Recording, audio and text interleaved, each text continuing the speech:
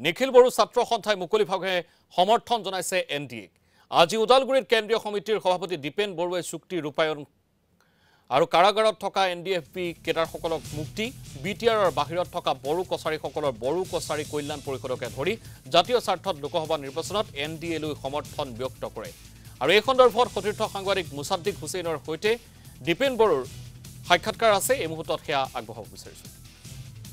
দ্বিতীয় পৰ্যায়ৰ নিৰ্বাচন অনুষ্ঠিত হ'ব ২৬ তাৰিখে। অহা ২৬ তাৰিখৰ প্ৰাক মুহূৰ্তত বিশেষকৈ আজি ২৪ তাৰিখ আৰু এই ২৪ তাৰিখ সন্ধিয়াৰ পৰা আচলতে সমাপ্ত হ'ব নিৰ্বাচনী প্ৰচাৰ। আৰু তেনে এটা মুহূৰ্ততে আপচুই নিজৰ স্থিতি স্পষ্ট কৰিছে বা স্পষ্ট কৰিব বিচাৰিছে। আৰু এই মুহূৰ্তত মোৰ লগত আছে এপচুৰ সভাপতি দীপেন বড়ো ডাঙৰীয়া। মই পোনে পোনে গৈছোঁ আচলতে তেখেতসকলে আচলতে ৰাইজৰ উদ্দেশ্যে কি ক'ব বা কি ধৰণে তেখেতসকলে এই গোটেই প্ৰক্ৰিয়াটো আগুৱাই লৈ যাব সেই সম্পৰ্কত মই জানিবৰ কাৰণে আহিছোঁ। আৰু মোৰ লগত এয়া এপচুৰ সভাপতি দীপেন বড়ো ডাঙৰীয়া। মই পোনে সুধিছোঁ আপোনালোকৰ স্থিতি কি হ'ব আৰু কেনেধৰণে আচলতে গোটেই প্ৰক্ৰিয়াটো আগুৱাই লৈ যাব, ভোটদানৰ কি ধৰণে মানুহক সহায় কৰিব। আৰু যোৱা ইলেকশ্যনত আমি যদি চাওঁ আপোনাৰ ৮১% আচলতে হৈছে ইয়াৰ আগৰ নিৰ্বাচনত, গতিকে এইবাৰ ভোটদানৰ সংখ্যাটো কেনেধৰণে আগবাঢ়িব?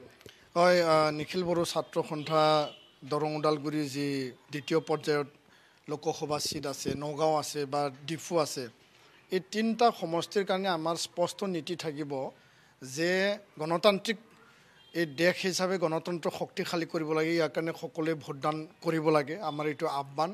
দ্বিতীয় কথাটো হ'ল বড়ো শান্তি চুক্তি ২০২০ত যিবিলাক মূল দফা যে শোণিতপুৰ বিশ্বনাথৰ গাঁও অন্তৰ্ভুক্ত বড়ো অধ্যুষিত অঞ্চল বা সমষ্টি ইয়াত মানে পূৰ্ণাংগ পৰ্যায়ত ৬০টা বনাব লাগে, মোৰ এডিশ্যনেল ছাবজেক্ট তাত অন্তৰ্ভুক্ত কৰিব লাগে, বা ইয়াত ইছ্যু আৰু এজেণ্ডা বড়ো জাতীয় ইছ্যু আৰু এজেণ্ডা থাকিব। শান্তি প্ৰতিষ্ঠা আমাৰ এইটো এটা মূল বিষয় হয়।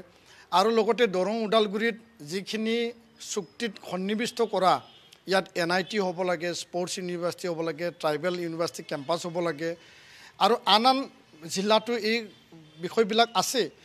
লগতে জাতীয় এটা উদ্দেশ্যক লৈ এই শান্তি চুক্তিত আমাৰ জেলত থকা NDB সকলক ওলাই আনিব লাগে, কেছ উইথড্ৰ কৰিব লাগে, বা শ্বহীদ পৰিয়ালক আমি আৰ্থিক অনুদান যি এটা তাত লিখা আছে, আৰু লগতে তেওঁলোকৰ যি ৰিহেবিলিটেশ্যন পেকেজ NDB সেইটো মানে পূৰ্ণ পৰ্যায়ত মানে তাক দিব লাগে। তো ইয়াত মূল কথাটো হ'ল যে শান্তি চুক্তি ১০০% ৰূপায়ণৰ ক্ষেত্ৰত কেন্দ্ৰীয় চৰকাৰ, ৰাজ্য চৰকাৰ আৰু আন্দোলনকাৰী গোট এপচু NDB UBPৰ মাজত যি বুজাবুজি হৈছিল, চুক্তি হৈ গ'ল, চুক্তি ৪ বছৰত কিছু ৰূপায়ণ হ'ল, কিছু আধৰুৱা হৈ আছে। তো আমাৰ যি এটা গিভ এণ্ড টেক পলিচি, আমি কেন্দ্ৰীয় চৰকাৰ, ৰাজ্য চৰকাৰক আমাৰ আস্থা বিশ্বাস দিছোঁ, তেওঁলোকে আমাক আস্থা বিশ্বাস দিছে।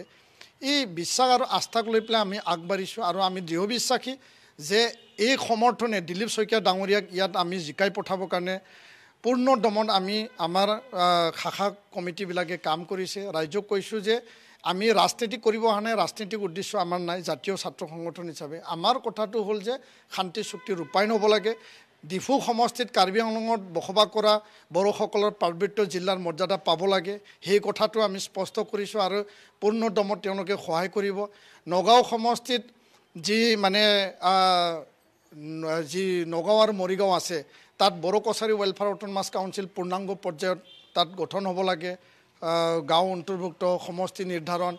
আৰু প্ৰথম পৰ্যায়ত 19 তাৰিখে যি হৈছিল, সেই পৰ্যায়তো শোণিতপুৰ জিলাত শোণিতপুৰ আৰু বিশ্বনাথৰ ৰাইজে মাটি পট্টা, ভূমি পট্টা বনাঞ্চলত পোৱা। আৰু এয়া আছিল দীপেন বড়োৰ ভাষ্য। আমি এই মুহূৰ্তত দীপেন বড়োৰ ভাষ্য শুনালোঁ সতীৰ্থ সাংবাদিক মুছাদ্দিক হুছেইনৰ জৰিয়তে।